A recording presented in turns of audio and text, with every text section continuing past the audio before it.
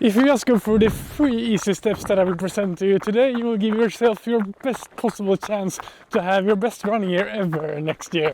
No matter if your goal is to run your fastest times ever or just stay injury free and enjoy running throughout the year. And doing this takes very little effort and time. In a way, sitting down and doing this is way easier than the running itself. That's why it's quite frustrating as a coach and physiotherapist seeing that most runners skip out on these 3 really important steps that can make such a difference.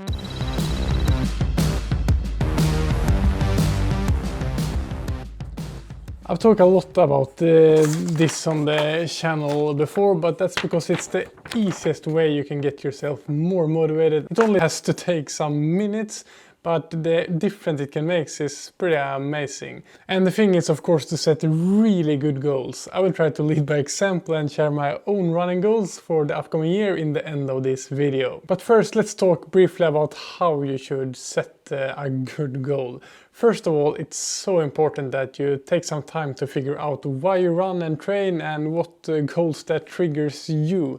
And there are so many goal setting models out there, but the only thing I care about when it comes to my athlete setting goals or setting goals for myself is that the goal you set needs to feel really motivating to you and a bit scary. You know that feeling of I really don't know if this is possible for me, but it would be so cool to get it done.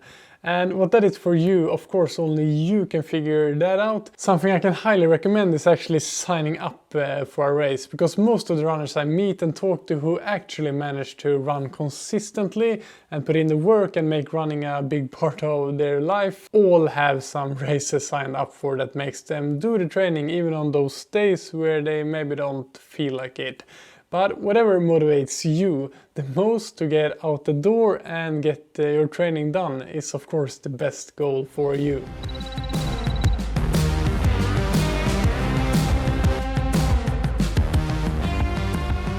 The most important training principle to be aware of when you start training towards that goal of yours is the one about progression. Because your body is so great at adapting, getting stronger and better at whatever you do as long as you make sure to have a slow and steady progression.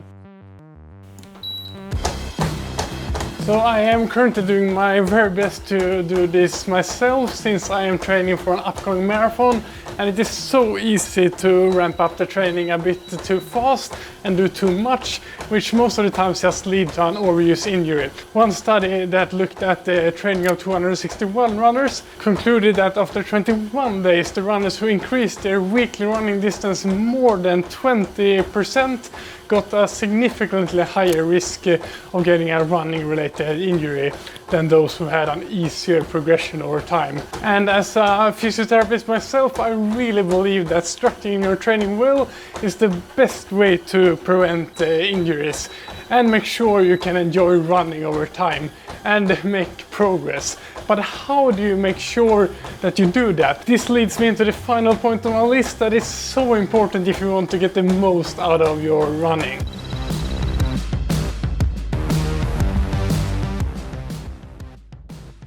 There are many ways you can do your actual training planning. You can find plenty of websites, apps or spreadsheets, or do it old school and just use a pen and a paper to do it. Most of those works well, but I have created my own Google spreadsheet that gives me some great values to use when making the plan without overcomplicating it and still make it a really fast process. Because as soon as the training planning process becomes a bit too complicated, the likelihood of you actually putting in the time and do it decreases a lot. So I will be using this spreadsheet to show you how I actually do my own training planning and walk you through the process. And for those of you who support my YouTube channel on my Patreon page, this Google spreadsheet that I've created will be free for you to use. But although I think this one is great and makes the process a bit easier, you can use the same principle as I use in my planning with most training planners. So this is what my training planner spreadsheet looks like, but first let's look at this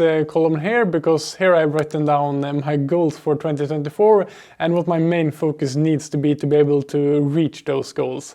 I have this as a part of the planner because you should always remind yourself of your goals when planning your training, and let the goals guide you to train specific towards them. Because remember, you get good at what you train at. I also really recommend you to write down your goals somewhere, because that low effort action of writing it down makes it feel more real and brings you one step closer to actually achieving them.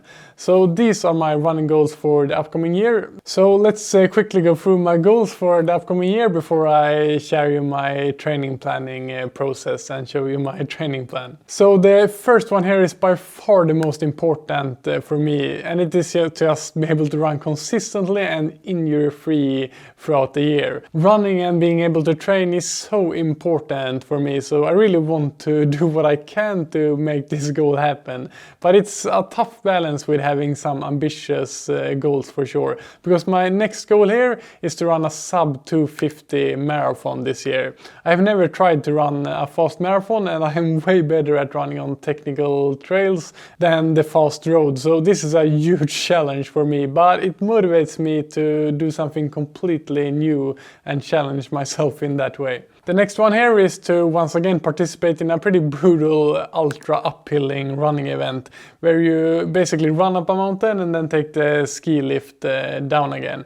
And this year I want to have revenge on last year and actually succeed with getting to the full height of Mount Everest in under 14 hours. And the last one, and my biggest goal for the year that will come at the end of the year, is to finally take part in the crazy basement 24-hour ultra race in Bislett in Oslo that I have filmed before and now actually will try to run myself for some weird reason. I just want to see what it's like after witnessing others doing that insane race. And I also have a quite big goal for this. I want to be able to, for the first time in my life, reach the magical 100 miles distance, and that's been a dream of mine for a long time, to be able to run that far. And it's a bit scary because I don't know if my body will hold up for it, and I know that I need to put in a lot of training, so that's a good goal for me for sure. So if we move on to this column here, we get an overview for the whole year, where I can start putting in the races I plan to run and other main happenings to get a good overview over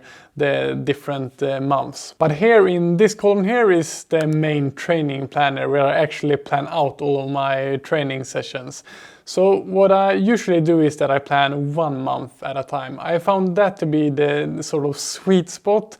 If you plan less frequently like that, it feels more like a chore that you have to do all the time and remember to do. And if you plan for a longer period than that, what many times will happen is that you probably will have to remake a lot of the plan, because things will happen. But either way, don't be a slave to your plan. If everything goes well, great, but oftentimes things will happen that will make you need to adjust the plan, and that's fine. So here I have planned out my whole January and the start of February. In these columns here, I just describe the training sessions, and here I write how many minutes the training session should be approximately in the different heart rate zones.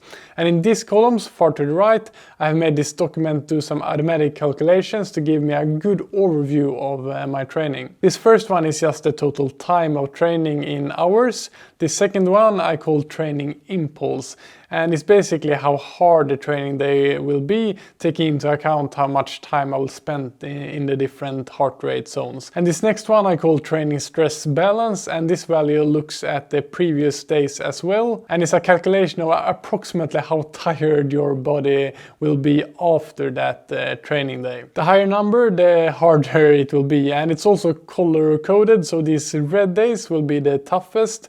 So if I change the time here, the data to the right changes automatically, and also the colors, as you can see, and this gives me a really good visual overview of how I balance the training load from day to day and week to week, which I found makes it so much easier to make a good plan with a good progression over time. And these columns to the right is just the total training time for that whole week. So my process when planning out my training is that if I have a race during the month, I often start with putting in that and then go backwards from that thing and start structuring out my training. Always having my goals for the month and general goals for the whole year in mind, and being really focused on having a sensible progression to reduce the risk of injury and allow my body to adapt and get better and better over time. So here at the beginning of February I have a marathon plan. So after I have added this, I add all the sessions I know that I will do. For example, I start each day with a run with a stroller to get the kids to daycare.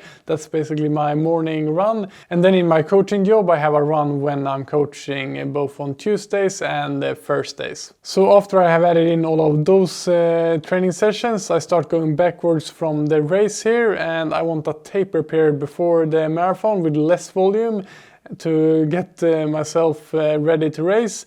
And the last tough long run preparing me for the marathon, I want to be a bit less than 3 weeks before the race. So I plan in that one here, and then I just go backwards and start planning in the sessions, always having in mind the training I have done prior to this and what I need to focus on during this period of the year, looking at my goals, which is mainly slowly building up my general running volume and strength to prepare for the marathon and for the upcoming year and all of my goals. And then when I'm done, I just have a quick look through here and see that I have periods where I get to rest up, where you see it's green here, and that everything looks good, and that I have a steady and sensible progression throughout the plan. So I think this looks pretty good now, but remember that the plan should and can always be adjusted. But having a plan will help you in so many ways. It helps with everything. It helps with just the motivation to go out the door when you actually have written something down. Okay, I know what I'm supposed to do today.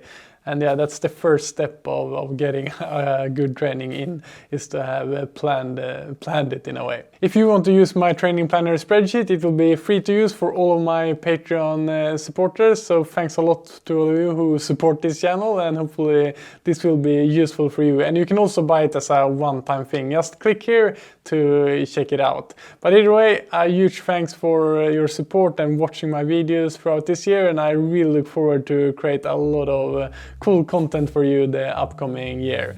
Train smart, have fun, and I will see you in the next video.